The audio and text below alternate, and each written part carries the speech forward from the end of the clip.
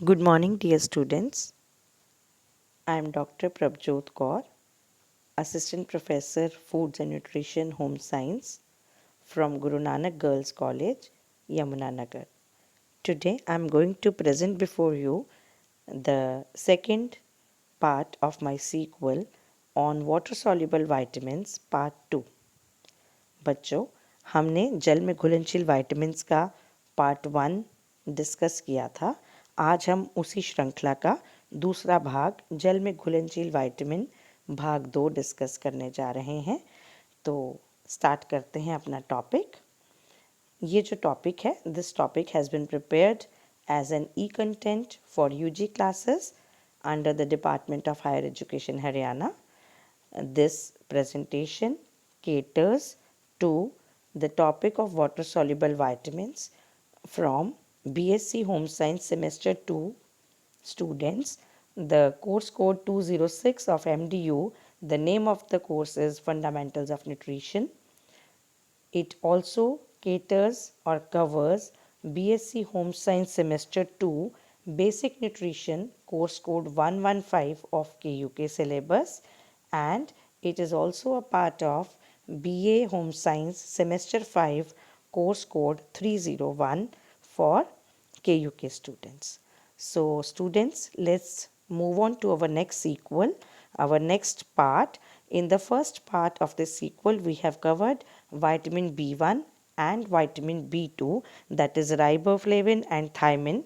Thiamine and riboflavin have already been covered by us in part 1 of this sequel. So let's move to the next 3 vitamins, which include vitamin B3, B6 and B9. The learning outcomes of this presentation would be: you will be able to describe the structure and functions of water-soluble vitamins. You will be also able to identify the food sources, bioavailability, consequences of deficiency and toxicity of these vitamins. You will be able to recognize the recommended dietary amount or recommended dietary allowances which are required at various physiological stages of our lifestyle, of our life cycle, and you will be able to appreciate the importance of vitamins in relation to other nutrients of food. इस discussion के बाद, इस चर्चा के बाद आप सब सक्षम हो जाएंगे इन विटामिन जो जल में घुलनशील हैं उनकी संरचना एवं कार्यों के बारे में जानकारी प्राप्त करने के लिए, तथा आप इन सभी विटामिन्स के जो भोज्य स्रोत हैं उनके बारे में, उनकी उपलब्धि के बारे में एवं इनकी कमी और अधिकता से होने वाले दुष्प्रभावों के बारे में जानकारी प्राप्त कर पाएंगे। इसके साथ साथ आप इन विटामिन्स की प्रस्तावित मात्रा, जो कि दैनिक प्रस्तावित मात्रा है स्टैंडर्ड ऑर्गेनाइजेशंस के थ्रू हमारे शरीर की विभिन्न अवस्थाओं के दौरान, उसके बारे में जान पाएंगे, तथा आप इन विटामिन्स के महत्व के बारे में भी अवगत हो जाएंगे. So students, let's discuss these 3 vitamins one by one. So the first component of this part is vitamin B3. The scientific name of vitamin B3 is niacin. Niacin is chemically synonymous with nicotinic acid, although the term is also used for its amide nicotinamide. Niacin जो compound है वो रासायनिक तौर पर उसकी जो संरचना है वो निकोटिनिक एसिड जैसी है, निकोटिनिक अम्ल जैसी है, लेकिन निकोटिन इसकी जो एमाइड फॉर्म है, जो CONH फॉर्म है, उसके लिए भी नाइसिन वर्ड को यूज़ किया जाता है. सो निकोटिनिक अम्ल एवं निकोटिनामाइड दोनों के लिए नाइसिन वर्ड को यूज़ किया जाता है. Nicotinamide is required for the synthesis of active forms of niacin. Nicotinamide, adenine dinucleotide, which is NAD, and its phosphate nicotinamide, adenine dinucleotide phosphate, which functions as a cofactor for various coenzymes in our body. हमारे शरीर में होने वाली विभिन्न क्रियाओं के लिए जो सह एंजाइम होते हैं उनके साथ एक कोफैक्टर का कार्य, एक हेल्पिंग फैक्टर का कार्य करता है निकोटिनामाइड. ये नाइसिन की एक्टिव फॉर्म के लिए, एक्चुअल अवस्था की सिचुएशन के लिए बहुत ज़रूरी है. निकोटिनामाइड का होना। Nicotinic acid which was first isolated from rice polishing and shown to be a component of coenzyme 1 and coenzyme 2 and several transporting enzymes of our body tissues. जबकि निकोटिनिक अम्ल जो है वो सबसे सर्वप्रथम वही राइस पॉलिशिंग्स जो हमने विटामिन B1 के केस में डिस्कस की थी, जब हम जीरी से चावल को निकालते हैं, उसको अलग करते हैं, तो चावल को बाहर से प्लेन और यूनिफॉर्म स्ट्रक्चर देने के लिए हम उसको फाइल रगड़वाते हैं, तो उस दौरान जो एक्स्ट्रा जो राइस का जो एक्चुअल मटेरियल है जो गिर जाता है उसको राइस पॉलिशिंग बोला जाता है। सो राइस पॉलिशिंग से सबसे पहले इसको निकाला गया था, इसको देखा गया था, स्टडी किया गया था। ये जो निकोटिनिक एसिड है ये हमारे कोएंजाइम 1, कोएंजाइम 2 तथा वेरियस एंजाइम्स के ऊतकों का अभिन्न अंग है। अब हम बात करते हैं food sources of vitamin B3 के बारे में। Niacin is widely distributed in plant and animal foods mainly as pyridine nucleotides NAD और NADP के रूप में ये बहुत ही ज़्यादा वनस्पति एवं पशुजन्य भोजनों में पाया जाता है। The food sources of niacin are highlighted like rich sources, good sources and fair sources। अब आप सबको ज्ञात है कि rich sources, good sources और fair sources क्या होते हैं। The rich sources of vitamin B3 include dried yeast यानी कि सूखा खमीर, राइस पॉलिशिंग चावल की फक, पीनट्स यानी कि मूंगफली, लिवर यानी कि यकृत। सो इन 4 भोजनों में ये बहुत अधिक मात्रा में पाया जाता है। Good sources of vitamin B3 include whole cereals यानी कि साबुत अनाज, legumes यानी कि फलियां, फलीदार सब्जियां जो भी हैं, जिनमें दालें भी कुछ शामिल हैं जो फलियों में उगती हैं, मीट एंड फिश, मांस एवं मछली, फलियां एवं साबुत अनाज इसके अच्छे स्रोत हैं। Fair sources of vitamin B3 include milled cereals, ऐसे सीरियल्स जिनको पिसवा लिया गया है, मेज़ यानी कि मक्का, रूट्स एंड ट्यूबर्स जड़ वाली सब्जियां, अदर वेजिटेबल्स अन्य सब्जियां जिसमें घिया, तोरी, करेला इत्यादि आते हैं, मिल्क एंड एग्स दूध एवं अंडे, इनमें ये फेयर अमाउंट्स में पाया जाता है यानी कि कुछ मात्रा इसमें होती है उनकी। Next part is wherein we are going to discuss about the functions of vitamin B3। Vitamin B3 हमारे शरीर में कौन कौन सी भूमिका निभाता है इसकी चर्चा हम करने जा रहे हैं। The first role which is performed by vitamin B3 और niacin is the protective role. Nicotinic acid is vital to the normal functioning of the skin, intestinal tract and nervous system of our body। It protects the tissues from pellagric lesions। ये जो vitamin B3 है ये हमारी skin की, हमारी त्वचा की normal यानी कि एक नॉर्मल जो हमारी कार्यकलाप है, नॉर्मल जो फंक्शनिंग है उसके लिए बहुत अधिक ज़रूरी है। ये हमारी इंटेस्टाइनल ट्रैक्ट यानी कि आंत वाली जो नली है उसके लिए भी बहुत ज़रूरी है, तथा हमारे स्नायु तंत्र के लिए, तंत्रिका तंत्र के लिए भी बहुत ज़रूरी है, central nervous system. It protects the tissues from pellagric lesions. अभी मैं जब आपको डेफिशिएंसी के बारे में डिस्कस करूंगी then I will tell you what are pellagric lesions. हमारी स्किन पर कुछ धब्बे पड़ जाते हैं क्योंकि विटामिन B3 की जो कमी है उसको हम पेलेग्रा के नाम से जानते हैं, तो ये पेलेग्रा से बचाता है। ऑब्वियसली जब उसकी कमी से पेलेग्रा होता है तो जब उसकी कमी नहीं होगी तो पेलेग्रा भी नहीं होगा। Next function of vitamin B3 is coenzyme activity। Nicotinamide exists within the redox active coenzymes nicotinamide adenine dinucleotide and its phosphate nicotinamide adenine dinucleotide phosphate, which function in dehydrogenase reductase systems requiring transfer of a hydride ion। Nicotinamide niacin जो है वो बहुत सारी ऑक्सीकृत और reduction की क्रियाओं में सह एंजाइम्स के लिए को एंजाइम्स का कार्य करता है। एंजाइम्स वो होते हैं जो हमारे रिएक्शन की स्पीड को तेज़ कर देते हैं, जिनका रिएक्शन के लिए होना अति आवश्यक होता है, जिनकी अनुपस्थिति में वो प्रतिक्रिया नहीं हो सकती। तो हमारे शरीर के लिए बहुत इम्पॉर्टेंट 2 कोएंजाइम्स हैं, NAD एंड NADP। ये जो हैं उनको सहायक का कार्य करता है उनके। Next function is metal chelating ability. This explains its biological interactions with essential trace metals. This vitamin is a part of proposed glucose tolerance factor, an organochromium complex that may potentiate insulin response in man. ये metal chelating ability रखता है, यानी कि शरीर में उपस्थित अन्य धातुओं की जो प्रेजेंस है उसको दर्शाता है, जिसका एक सीधा सा एग्जाम्पल है, उदाहरण है, जब किसी व्यक्ति को ग्लूकोज टॉलरेंस टेस्ट कराया जाता है, जैसे किसी व्यक्ति को डायबिटीज़ होती है, तो हम उसे प्योर फॉर्म में ग्लूकोज का सेवन कराकर उसके शरीर की उस क्षमता को मापने की कोशिश करते हैं कि उसके शरीर ग्लूकोज को कितनी देर में परिवर्तित करता है, और भोजन का सेवन करने के बाद उसके शरीर में ग्लूकोज का लेवल कितना बढ़ सकता है।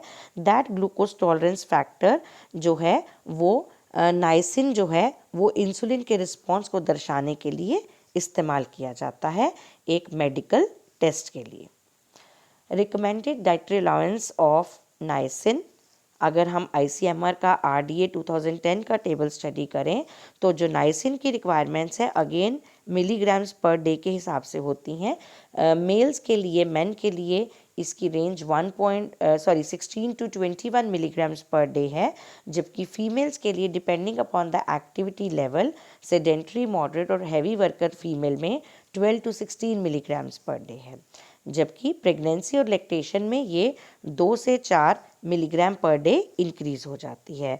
If we move towards infants, जब हम शैशवों की बात करते हैं तो इसके जो रिक्वायरमेंट है वो पर डे ना होकर बल्कि पर किलोग्राम ऑफ बॉडी वेट है, यानी कि 710 माइक्रोग्राम्स पर किलोग्राम ऑफ बॉडी वेट। यदि किसी बच्चे का वेट 2 किलो है तो 710 इंटू 2 माइक्रोग्राम्स पर डे। अगर किसी बच्चे का वेट 10 किलोग्राम है तो 710 इंटू 10 यानी कि 7100 micrograms per day will be the requirement of niacin for an infant. Similarly 6 to 12 months के बच्चों के लिए 650 माइक्रोग्राम्स पर किलोग्राम है, जबकि बच्चों में 1 से 9 साल के बच्चों में 8 से 13 मिलीग्राम पर डे की रिक्वायरमेंट है, एंड एडल्ट्स के लिए या स्कूल गोइंग बच्चों के लिए 10 to 17 ईयर्स की एज ग्रुप में इसकी requirement 13 to 17 milligrams per day प्रस्तावित की गई है by ICMR for Indian adolescents. Now RDA of vitamin B3 जो है that depends upon various factors. These are energy utilization of the body. Body में से कितनी ऊर्जा की खपत आप करते हैं, आपकी बॉडी का आकार या साइज़ कैसा है, हाइट, वेट एट्सेट्रा, और डाइट में कितना ट्रिप्टोफैन दिया जा रहा है। आपने फंक्शंस में पढ़ा कि ट्रिप्टोफैन टू नाइसिन कन्वर्जन में बहुत ज़रूरी है NADP की रिक्वायरमेंट। उसी प्रकार अगर डाइट्री ट्रिप्टोफैन कम है तो नाइसिन की कमी हो सकती है, लेकिन अगर डाइट्री ट्रिप्टोफैन अच्छा खाया हुआ है तो नाइसिन में परिवर्तित हो जाता है और नाइसिन की कमी से बचाव करता है। The efficiency of the conversion of tryptophan to niacin is affected again by various factors, including the amount of tryptophan and niacin ingested by the body, protein and energy intake by the body, as well as vitamin B6 and vitamin B2 का status. Riboflavin का role हमने पढ़ा था पिछली जो part था इस श्रृंखला का, उसमें हमने राइबोफ्लेविन का रोल पढ़ा था कि वो ट्रिप्टोफैन को नाइसिन में कन्वर्ट करने में मददगार साबित होता है। इसलिए ये 3 तरह के कारक हैं, ट्रिप्टोफैन और नाइसिन आपने कितना इंजेस्ट किया, कितना खाया, दूसरा प्रोटीन तथा एनर्जी का इंटेक कितना ज़्यादा लिया, उसके अलावा विटामिन B6 और विटामिन B2 का आपके शरीर में क्या स्तर है वो निर्धारित करता है विटामिन B3 की प्रस्तावित मात्रा को। So let's move towards the deficiency of vitamin B3, which is pellagra. This results in pellagra, which is a chronic wasting disease which is related to characteristic erythematous dermatitis, which is bilateral and symmetrical. A dementia after mental changes including insomnia and apathy preceding an overt encephalopathy and diarrhea resulting from the inflammation of intestinal mucous surfaces. यदि मैं आपको simple या सरल शब्दों में बताऊं तो pellagra 3D 3D disease के नाम से जाना जाता है। जब विटामिन B3 की कमी होती है तो शरीर पेलेग्रा से ग्रसित हो जाता है, जिसमें हमें सबसे पहले डर्मेटिटीज़ यानी कि स्किन के ऊपर धब्बे पड़ जाते हैं, अजीब तरह के रैशेज़, रेडनेस, दाने और धब्बे पड़ जाते हैं, which is followed by diarrhoea, अतिसार यानी कि लूज मोशंस लग जाते हैं। एंड अगर अनट्रीटेड रहे तो ये डिमेंशिया यानी कि मेमोरी लॉस या कंफ्यूजन स्टेट में चला जाता है माइंड, जिसमें कि इसको 3D से किया जाता है। और अगर ये तीनों भी ट्रीट ना किए जाए तो there is a 4D which is related to it, which is death. So this is generally known by the name of 3Ds, which include dermatitis, diarrhea and dementia. इसके अंदर जो डिमेंशिया होता है उसमें से दो मुख्य जो लक्षण है वो क्या है, एक तो नींद नहीं आती यानी कि इंसोम्निया से ग्रसित हो जाता है व्यक्ति, और दूसरा एपैथी यानी कि उसको आसपास में क्या हो रहा है उसकी सुध बुध गायब हो जाती है, and slowly and gradually it leads to the brain apathy, brain dead होना शुरू हो जाता है।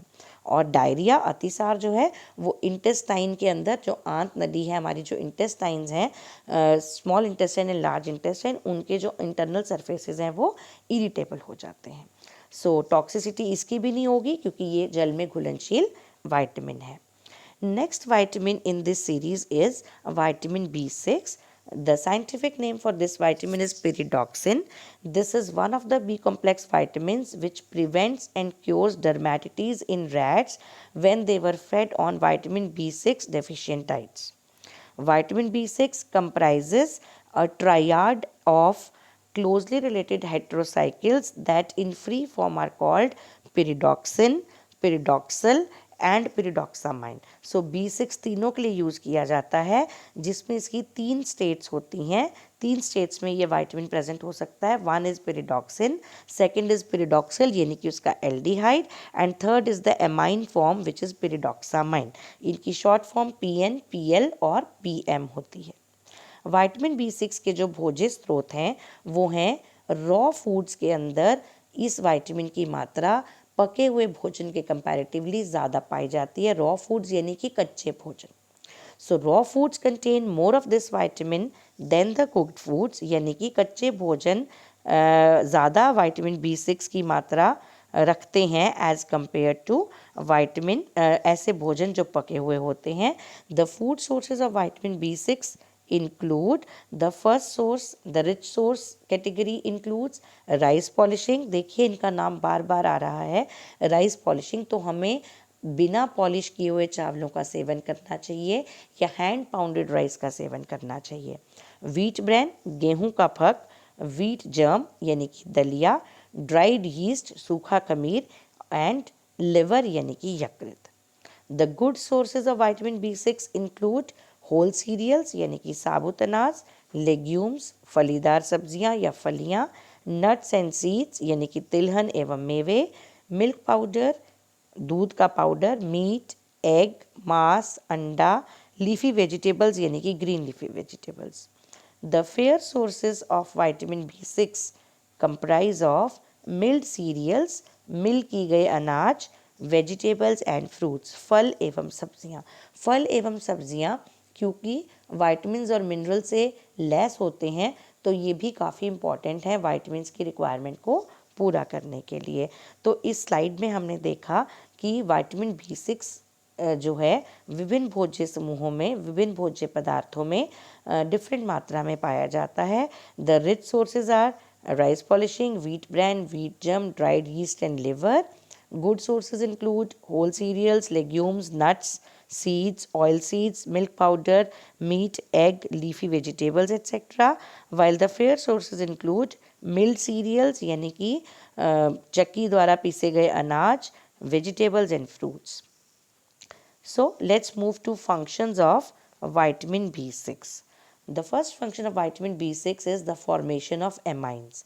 Pyridoxal phosphate and pyridoxamine phosphate, PLP and PMP, are very vital, means very important for the formation of several enzymes that are functional in nervous tissues: epinephrine, norepinephrine, serotonin and alpha aminobutyrate. जो pyridoxal phosphate और pyridoxamine phosphate हैं वो बहुत सारे important amine हमारे शरीर में उनका निर्माण करने में सहायक होते हैं, जो हमारे नर्व टिश्यूज़ को बहुत अच्छे से रेगुलेट करते हैं, जिसमें से एपिनेफ्रिन और नॉन एपिनेफ्रिन के बारे में आपको पता होगा। सेरोटोनिन जो कि हैप्पी हार्मोन है, हमारे बॉडी को जब हम खुश होते हैं तो ये हार्मोन निकलता है और हमारे शरीर को पॉजिटिव रखता है।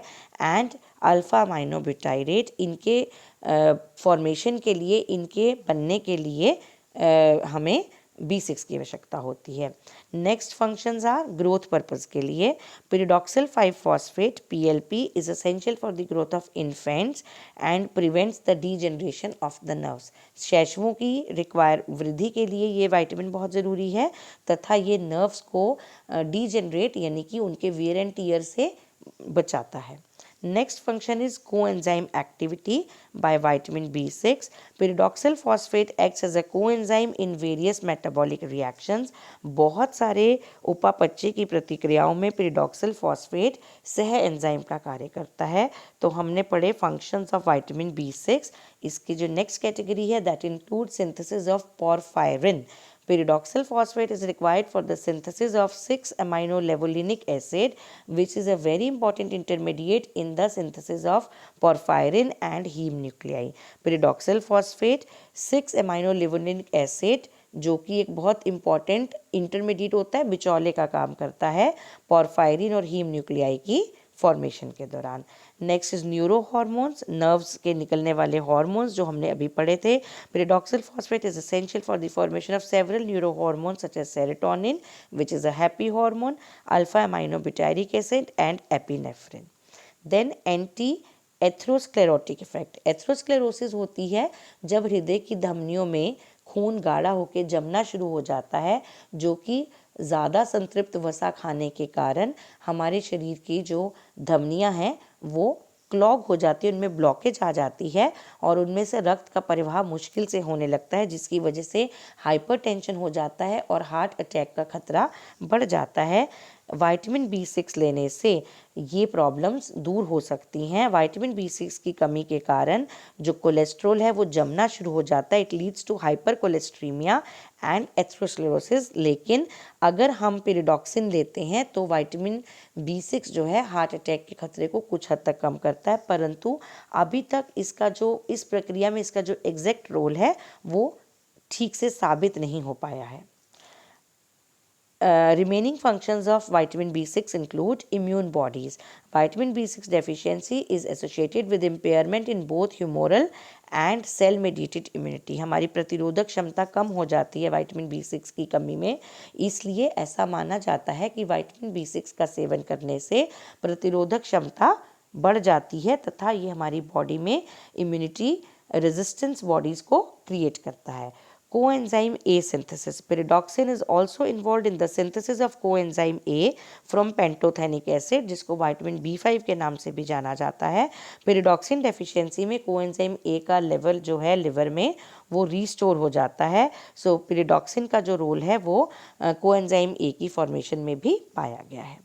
Now moving towards the RDA for water soluble vitamins by ICMR, जिसके अंदर जब हम बात करते हैं विटामिन B6 की, तो विटामिन जो B6 है उसकी रिक्वायरमेंट ठीक नाइसिन के बाद आप देख सकते हैं।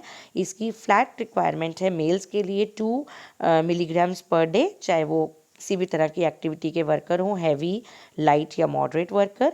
सिमिलरली फीमेल्स के लिए भी 2 मिलीग्राम्स है, जबकि लैक्टेटिंग मदर्स और प्रेग्नेंट लेडीज़ में it is 2.5 milligrams per day. In infants, it ranges from 0.1 to 0.4 milligrams per day. In children, it ranges from 0.9 to 1.6 milligram per day. जबकि 10 से 17 साल के स्कूल गोइंग बच्चों के लिए और युवावस्था के लिए इसकी जो रिक्वायरमेंट है वो है 1.6 to 2 milligrams per day. So again, like other B vitamins, this is also required in very small amount, परंतु इनकी ये छोटी से अमाउंट की भी कमी होने के कारण हमें डेफिशिएंसी सिम्टम्स को झेलना पड़ता है। अतः इनसे बचाव के लिए हमें B कॉम्प्लेक्स के सभी विटामिन्स का सेवन अपनी डाइट में करते रहना चाहिए और इनको समय समय पर अपडेट करते रहना चाहिए। RDF विटामिन B6 जो हैं they depend upon average requirements for pyridoxine vary with age, gender यानी कि सेक्स, लिंग, आयु और फिजियोलॉजिकल कंडीशंस यानी कि शारीरिक अवस्था जैसे कि प्रोटीन स्टेटस, प्रोटीन का स्तर क्या है, गर्भावस्था और धात्री माता के समय बढ़ जाती है। ICMR recommendations for individual intake of pyridoxine for adult mails and females is same which is 2 milligram per day, जो आपने अभी टेबल में देखा, सारणी में चेक किया। During increase demands of the body that is pregnancy and lactation the recommended level of intake is increase to 2.5 milligram per day. सिर्फ 0.5 milligram की बढ़ोतरी ही इसमें पाई जाती है। Deficiency of vitamin B6, vitamin B6 की कमी से क्या होता है? The deficiency of vitamin B6 leads to megaloblastic anaemia. Megaloblastic anaemia क्या होता है ये मैं आपको भी बताती हूँ, जिसको मैक्रोसिटिक एनीमिया के नाम से भी जाना जाता है। मुख्य तौर पर ये गर्भावस्था के दौरान माताओं में पाया जाता है एंड इस अवस्था के दौरान क्या होता है, हमारी बॉडी में जो लाल रक्त कण है वो बोन मैरो में फॉर्म होते हैं, एरिथ्रोपोइसिस होता है। लेकिन जब बोन मैरो में से लाल रक्त कण बन तो रहे हैं लेकिन वो मैच्योर नहीं हो पा रहे, उनका साइज इंक्रीज हो जाता है, while there haemoglobin holding capacity is not increased, उनमें मेच्योरिटी नहीं आ पाती, जिसकी वजह से वो हीमोग्लोबिन की मात्रा कम होने के कारण ऑक्सीजन कम ले पाएंगे और कम ऑक्सी हीमोग्लोबिन बनने के कारण शरीर के विभिन्न ऊतकों को ऑक्सीजन देने में सक्षम नहीं हो पाते। इस अवस्था को मेगैलोब्लास्टिक एनीमिया या मैक्रोसिटिक एनीमिया के नाम से जाना जाता है, जिसमें लाल रक्त कण पूरी तरह से मैच्योर न होने के कारण साइज में तो बड़े हो जाते हैं लेकिन फंक्शनल मैच्योरिटी उनमें नहीं आ पाती, तो कार्यकलाप के रूप से वो पूरी तरह से मैच्योर नहीं हो पाते, तब हम उसे इस एनीमिया की कमी बोला जाता है तथा ये विटामिन B6 की कमी के कारण होती है। इस कमी के दौरान inadequate supply of vitamin also causes glossitis, जीभ का लाल और पक जाना, डायरिया एंड एनीमिया, अतिसार, लूज मोशंस और रक्तहीनता, अरक्तता की लक्षण भी दिखाई देने लगते हैं। Now coming to the last vitamin of this part which is vitamin B9, जिसको कॉमनली फॉलिक अम्ल, फॉलिक एसिड के नाम से जाना जाता है। फोलेट एक ऐसी जनरल अम्ब्रेला टर्म है which includes naturally occurring compounds from food, folate and folic acid in supplements and fortified foods, जबकि प्योराइल मोनोग्लोमेटिक एसिड और इसके डेरिवेटिव्स को हम फॉलिक एसिड ग्रुप में रखते हैं। Common structural features of folate family में एक टेरिडिन बाइसाइक्लिक रिंग सिस्टम है जो कि पाबा यानी कि पैरामाइनोबेंजोइक एसिड के साथ एसोसिएटेड है और उसकी कुछ ग्लूटामिक मॉइटीज और ऐसी कुछ प्रवृत्तियां हैं।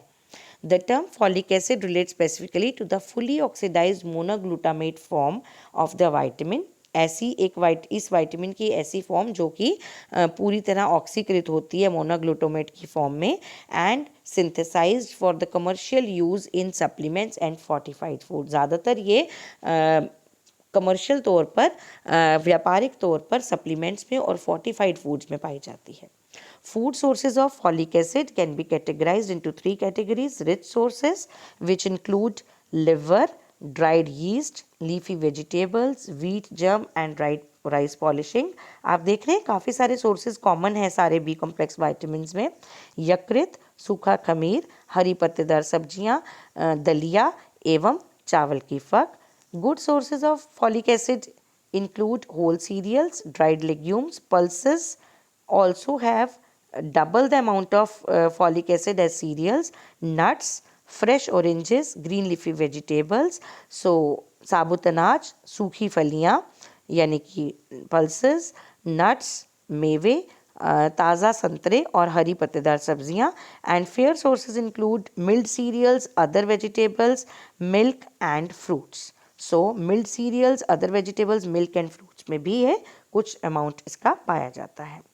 The functions of folic acid include it is essential for the maturation of red blood corpuscles, जो हम अभी पढ़ेंगे, इससे भी वही एनीमिया की प्रॉब्लम होती है, ज़्यादातर प्रेगनेंसी में ही पाया जाता है वो एनीमिया भी।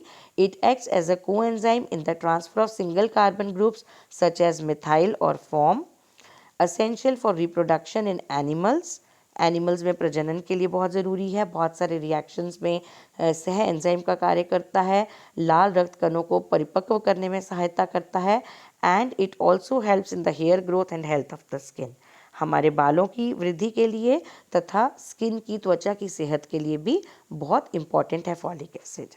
The requirements of folic acid dietary folate are expressed in micrograms per day. For men, according to ICMR 2010 table, it is 200 micrograms per day. For females also it is 200 micrograms per day, but in case of pregnancy the demand is more than double, the requirement is more than double, it is 500 micrograms per day. तो गर्भावस्था में folic अम्ल 500 microgram प्रतिदिन की आवश्यकता होती है, जबकि धात्री माता में 300 माइक्रोग्राम प्रतिदिन की आवश्यकता होती है। Infants require 25 micrograms per day, while children have a range of 80 to 120 micrograms per day, लेकिन बच्चों में या boys और girls of 10 to 17 years have the requirement of 140 to 200 micrograms per day. इसकी रिक्वायरमेंट माइक्रोग्राम्स में है, जो कि मिलीग्राम का 1000वां हिस्सा होता है। तो ये अन्य बी कॉम्प्लेक्स वाइटामिन के मुकाबले और भी ज़्यादा कम चाहिए, परंतु वही बात है, बहुत थोड़ी क्वांटिटी में भी इनका होना अति आवश्यक है। The RD of folic acid depends upon the individual requirements for both the sexes is 100 micrograms per day, which increases in conditions of pregnancy and lactation to 500 and 300 micrograms per day respectively. Toxicity vitamin B6 की भी नहीं होगी, क्योंकि vitamin B6 भी water soluble vitamin है। Now deficiency of vitamin B9, folic अम्ल की deficiency क्या होगी, कमी क्या होगी? टॉक्सिसिटी तो नहीं होगी, लेकिन डेफिशिएंसी होगी।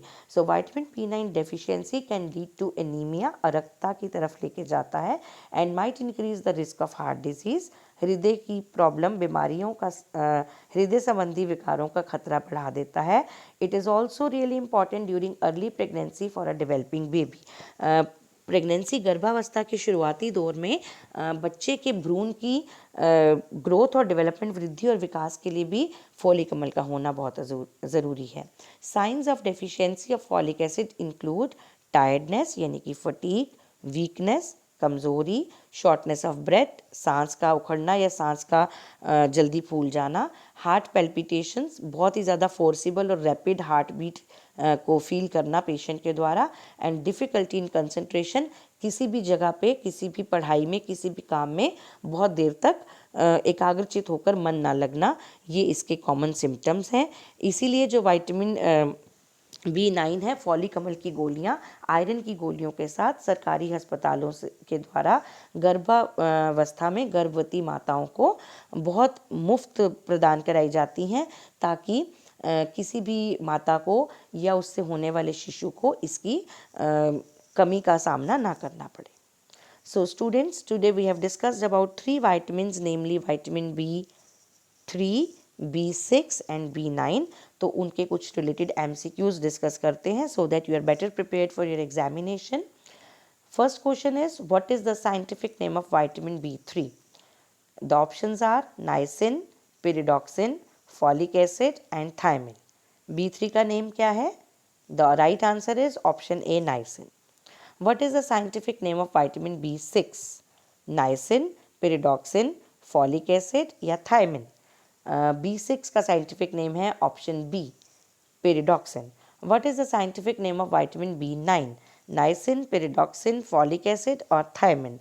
The scientific name of vitamin B9 is folic acid यानी कि फॉलिक अम्ल.